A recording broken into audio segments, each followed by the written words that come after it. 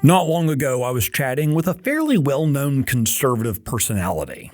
He was lamenting that he had to be in the fight. As he talked about all the other things that he thought he would rather be doing than be engaged in the cause for liberty, my thoughts turned to a bunch of dry bones. I'm Michael Quinn Sullivan with a reflection on life and liberty.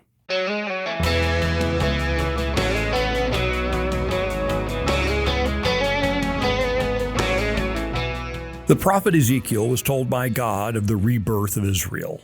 In the Old Testament book of Ezekiel, the prophecy is followed up by a vision. In it, Ezekiel was taken to a valley full of bones.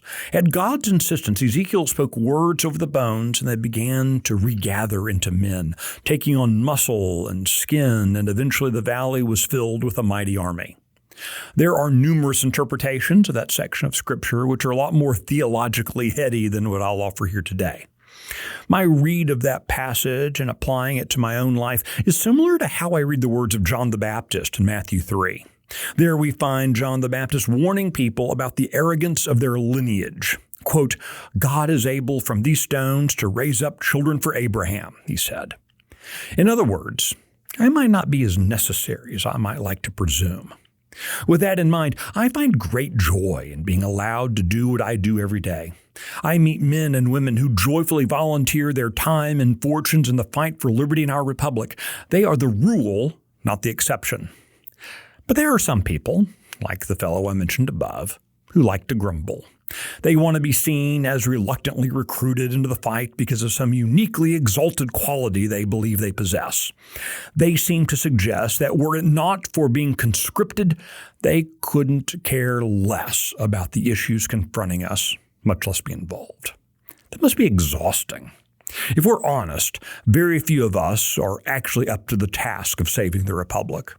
There's little doubt that what we do could be done more efficiently and effectively by a stone turned into a sun or a heap of dry bones given new life. I don't know about you, but I'm just excited to be on the team. Whether I get to make a big play or sit on the sidelines, I think it's cool that I get to wear the jersey of a patriot engaged in one of the most consequential battles of human history. Rather than grumble about our tasks and responsibilities, we should greet each new twist and turn in the journey as a joyful reminder that we get to be in the fight.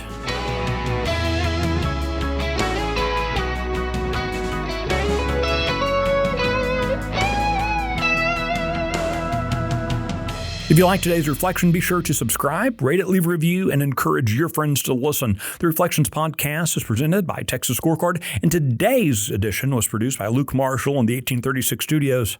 I'm Michael Quinn Sullivan. Thanks for listening.